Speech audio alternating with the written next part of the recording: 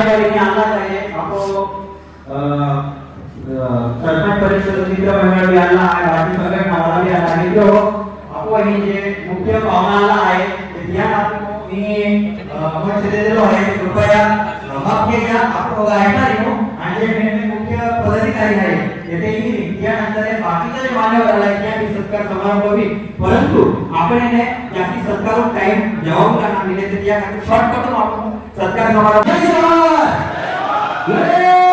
सादर जोहार वंदन अभिनंदन जोहार जय भीम प्रदेश। आज जो भीम प्रदेश बनाओ अभियान जो समिति के बैनर तले यह कार्यक्रम महाराष्ट्र में आयोजित किया जा रहा है। इस कार्यक्रम में हमें मध्य प्रदेश से एक नेतृत्वकर्ता के रूप में भेजा गया है ताकि हमारे जो भीम प्रदेश की मांग है जो हम गुजरात मध्य प्रदेश महाराष्ट्र और राजस्थान के जो लगभग 13 से 50 जिलों के आसपास जो हमारा भीम प्रदेश बनेगा उन तमाम जिलों को हम कैसे जोड़े उन जिलों को हम कैसे एक करें और उन जिलों के तमाम हमारे आदिवासी भाई बहने जो अनेक पार्टियों अनेक संगठनों अनेक धर्मों में बड़े हैं उन्हें हम एक साधन पर कैसे लाएं इस पर आज चर्चा के लिए हमने ये कार्यक्रम रखा है। साथियों वर्तमान में ये जो भीम प्रदेश की मांग है ये भीम प्रदेश की मांग ये कोई नई मांग नहीं है। ये मांग हमारे पुरखों के बलिदान से लिखी हुई कहानी है। 1913 में जो मानगढ़ में जो नरसंहार हुआ था वो जलियांवाला जो बाग जो कांड हुआ था उससे भी भयंकर ये नरसंहार था क्योंकि हमारे पुरखे वहां पर एकत्रित होकर वहां अपने भीम प्रदेश की मांग कर रहे थे लड़ाई लड़ रहे थे लेकिन अंग्रेजी जो ब्रिटिश हुकूमत थी उन्हें ये राज नहीं आया क्योंकि जो हमारा भीम प्रदेश था वो कोई बॉर्डर लेस नहीं था। आज इस प्रकार से हम महाराष्ट्र के हैं तो हम एमपी वाले को बोलते हैं कि ये एमपी के हैं हम महाराष्ट्र के यदि हम राजस्थान के हैं तो राजस्थान वाले सोचेंगे कि ये तो एमपी के हैं महाराष्ट्र के हैं गुजरात के हैं। ये बॉर्डर लेस नहीं था क्योंकि हमारा भीम कंट्री के नाम से अंग्रेजों के शासनकाल और उनके पहले से भीम कंट्री के नाम से आज नक्शा है हम देख सकते हैं। तो हमारा जो भीम प्रदेश था वो एक था हमारे चारों राज्यों के जो भीम थे वो एक थे और एक होकर वो संघर्ष करते थे लेकिन अंग्रेजों को और जो उनके जो गुलाम लोग थे जो राजा रजवाड़े थे उन लोगों को ये राज नहीं आया कि आदिवासी यदि एक हो गया फिर एक रहेगा तो ये देश उनके हाथ में हमें सौंपना पड़ेगा। ये देश उनका है इस देश के मालिक आदिवासी है ये उन लोगों को पता था इसलिए उन्होंने बड़े षड्यंत्र के साथ में हमारे आदिवासियों को हमारे भीलों को 4 भागों में टुकड़े कर दिए। आज हमें उन 4 टुकड़ों को पूरा एक करने में इतना समय क्यों लग रहा है ये हमें विचार करने की सोचने की बात है क्योंकि हमारे पुरखों का जो बलिदान है वो बहुत पुराना है। दिलीप सिंह जी भुरिया जो आज प्रकृति विलीन हो गए उन्होंने बोला था कि हिंदुस्तान बना दूंगा जब मध्य प्रदेश और छत्तीसगढ़ एक था लेकिन उन लोगों को मालूम था कि यदि ये भीम प्रदेश बना तो भीम प्रदेश के अंदर जो आदिवासियों की जो शिक्षा की बात है जो आदिवासियों की संस्कृति परंपरा रीति रिवाज की बात है जो आदिवासियों के जमीन की बात है जो आदिवासियों का जो खनिज है उसकी बात है तो उनको पता था कि भीम प्रदेश बनना और भीम एक रहे तो ये हमें कुछ भी आगे नहीं आने देंगे और एक का हक लेकर रहेंगे ये लोगों को मालूम था इसलिए इन्होंने बड़े ही षड्यंत्र के साथ में भीलों को आदिवासियों को 4 भागों में 4 राज्यों में बंटवारा कर दिया।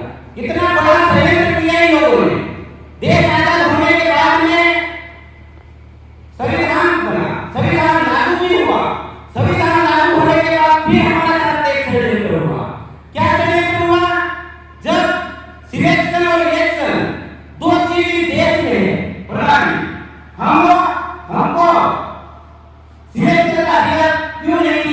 ये विचार करने की बात है। आज इलेक्शन हम करते हैं, वोट तो हम दे रहे हैं, चाहे वो पार्टियां कोई सी भी हो इस देश में, हर पार्टी को हम वोट कर रहे हैं, लेकिन व्यक्ति के सिलेक्शन का अधिकार हमने नहीं दिया। यदि आज हमें सिलेक्शन और इलेक्शन दोनों का अधिकार दिया होता तो आज भी हमारा फिर प्रदेश की कब से बन जाता, आज हमारा जमीन सुरक्षित रहेगा। आज आप सोचिए कि पूरे देश की एक जैसी स्थिति है, वो क्यों है?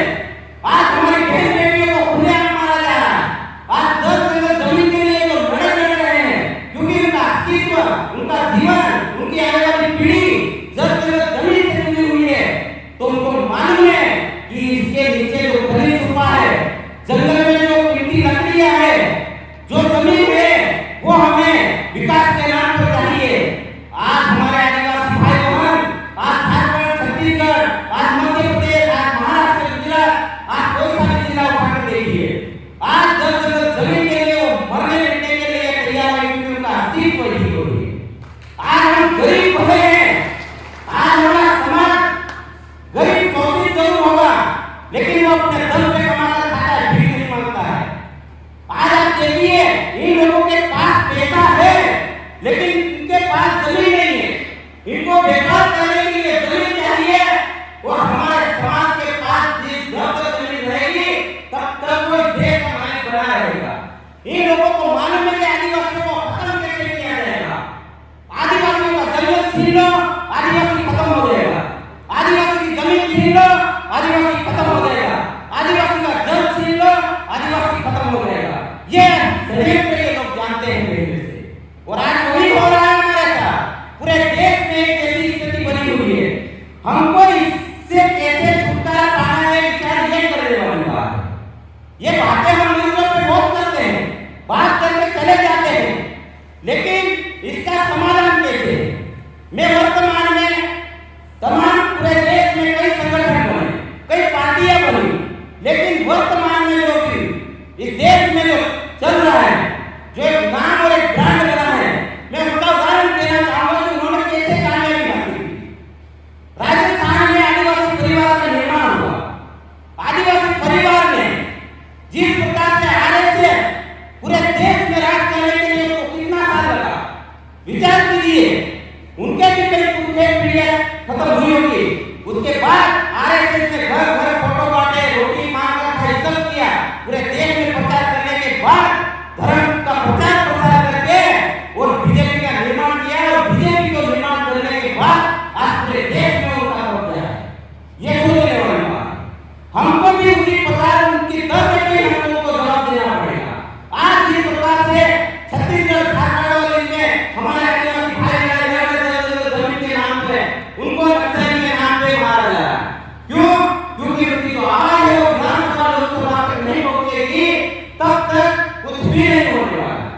इसलिए जो राजस्थान में आदिवासी परिवार का निर्माण हुआ, 2015 से शुरुआत हुई और वर्तमान 2025 चल रहा। इस बीच उन्होंने 4 एमएलए और एक मध्य प्रदेश में 5 एमएलए और एक एमपी बना दिया, सांसद बना दिया। वो कैसे किया? उन्होंने सबसे पहले जीरो से शुरुआत। कैसे? ग्रांट से, बीसीसी यानी ग्रांट कमेटी। उसके बाद में बीसीसी बनाई, ब्लॉक एकीकरण समिति। ग्राम एकीकरण समिति यानी ग्राम ऑफिस को ग्रांट बता रहे हैं कि ग्रांट के माध्यम से हम भी लड़ाई लड़के जमीन को सुरक्षित करेंगे, तेरा टीम की बात करते हैं। तो वही ग्राम एकीकरण समिति का गठन किया, फिर ब्लॉक एकीकरण समिति का गठन किया, उसके बाद डिस्ट्रिक्ट यानी जिला एकीकरण समिति का गठन किया, और उसके बाद में विंग बनाया। उन्होंने आदिवासी परिवार यानी कि ये जो बैनर है उसी हिसाब से बैनर बनाया, यानी संगठन नाम नहीं दिया। उसमें आज भी अध्यक्ष, उपाध्यक्ष कोई भी नहीं है, उसमें सिर्फ संयोजक बनाए। उसमें आज भी द्वारा मामला नहीं रखा उन्होंने। उसके बाद जिला एकीकरण समिति बनने के बाद उन्होंने भील प्रदेश मुक्ति मोर्चा बनाया। भील प्रदेश मुक्ति मोर्चा बनाने के बाद में उन्होंने भील प्रदेश युवा मोर्चा बनाया। ये भी बनाया आदिवासी परिवार। उसके बाद में भील प्रदेश विद्यार्थी मोर्चा बनाया। उसके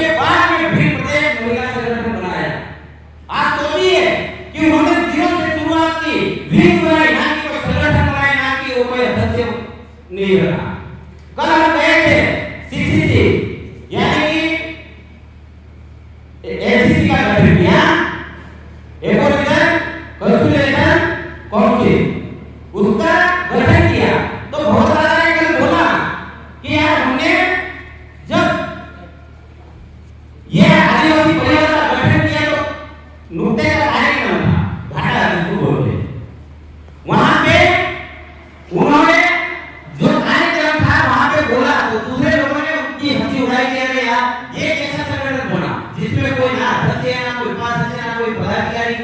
तो बहुत ज्यादा एक चीज और बोला, ये जितने सर दिख रहे हो सब अध्यक्ष है, इतना ही बोला। आज वो लोग मुंह छुपाते, आज उन लोगों को जवाब नहीं दिया। तो मेरे कहने का मतलब है कि हमको सबसे पहले जितनी सामाजिक पीढ़ी है, सामाजिक संगठन है, उनको मजबूत करके जिस प्रकार से आरएसएस, बीजेपी ने और कांग्रेस ने देश में राज किया, हम भी हमारे आदिवासियों को विधानसभा लोकसभा में भेजकर अपनी आवाज को बुलंद करके हमारे जो कानून पास करवाने हैं, जो हमारे जमीन को बचाना है, वो वहीं से बचेगा। आज इन लोगों ने वहीं पर जाकर हमारे कानून को खत्म कर दिया। तो हमें उसी की तरह पर काम करना है। हमको आदिवासी परिवार के माध्यम से जिस प्रकार से हमने बीजेपी का भारत आदिवासी पार्टी का निर्माण किया, आज आपके सामने ला रहे हैं पूरे देश में, आज उनको राज्य स्तरीय दर्जा मिल गया। तो हमें उसी प्रकार से आगे बढ़ते हुए आज फिर प्रदेश को बनाना है। ये चारों राज्यों में ये जब एक जैसा हमारी विचारधारा हो जाएगी, हमको स्वार्थ छोड़कर ये लड़ाई लड़ना पड़ेगा। हम जैसे संगठन बनता है, संगठन के पदाधिकारी होते हैं और हमारे संगठन में क्या होता है, बिगड़ने का काम होता है। कोई पार्टी लागत दे देती है तो हम उनके वोट में जाकर बैठ जाते हैं। तो हमारे समाज की हम बात करते हैं, लड़ते हैं, तो ईमानदारी से जो वर्षों से संघर्ष कर रहा है, उनके संघर्षों का क्या, हमारे दुखों के संघर्षों का क्या, ये हमको सोचना पड़ेगा। फिर प्रदेश बनाने के लिए हमें एक चादर पर बैठना पड़ेगा। अभी भोपाल में पहला सेमिनार रखा था एसीसी का, दूसरा रायपुर छत्तीसगढ़ में रखा था, और तीसरा अभी 11-12 को अभी राजस्थान में डूंगरपुर में रखा था। हम डूंगरपुर गए, हम यहाँ मुख्यमंत्री के रूप में हमें बुलाया था, इसलिए आज वहां से 250 किलोमीटर तो हमारे वहीं से डायरेक्ट आ रहे हैं। तो हमारा आपसे यही निवेदन है कि वहां 30 संगठन का एलायंस बना है पहले रायपुर, और अभी पूरे देश के संगठनों का एलायंस बन रहा है कि हम क्या बेहतर कर सकते हैं हमारे देश के लिए, हमारे देश के आदिवासियों को कैसे बचा सकते हैं, और हमारे जल जमीन को कैसे बचा सकते हैं। उसके बाद बहुत सारी बातें, इसी के साथ समय की कमी है, आज में मुझे सुना, मौका दिया, उसके लिए मैं आपको बहुत बहुत धन्यवाद जोहार करता हूँ। जोहार, जिंदाबाद, जय हिंद। बहुत बहुत धन्यवाद रामोद जी, आपने खूबसूरती के एहतियात, लेकिन वाली पेंटिंग भी वही जैसा की है कि हम सब एक हैं, और ये जो भी प्रदेश है हम सबको मिलकर इसको साकार करना है। और ऊपर जो लिखा है स्वराज, स्वशासन और स्वाभिमान, जिससे हमारा राज होगा, हमारा शासन होगा और स्वाभिमान के साथ होगा। इस वजह से ये हमने ये फ्लैग बनाया है। इसमें जो कलर है वो प्रकृति का कलर है, जो लाइट ग्रीन है वो हमारा जो नेचर है, क्योंकि आदिवासी समुदाय नेचर के साथ बिलोंग्स करता है, इस वजह से वो प्रतीक के तौर पर हमने ये कलर को हमने यहाँ पे फाइनलाइज किया है। तो ये आप लोगों के बीच में है। तालियों से जगह हमारा जो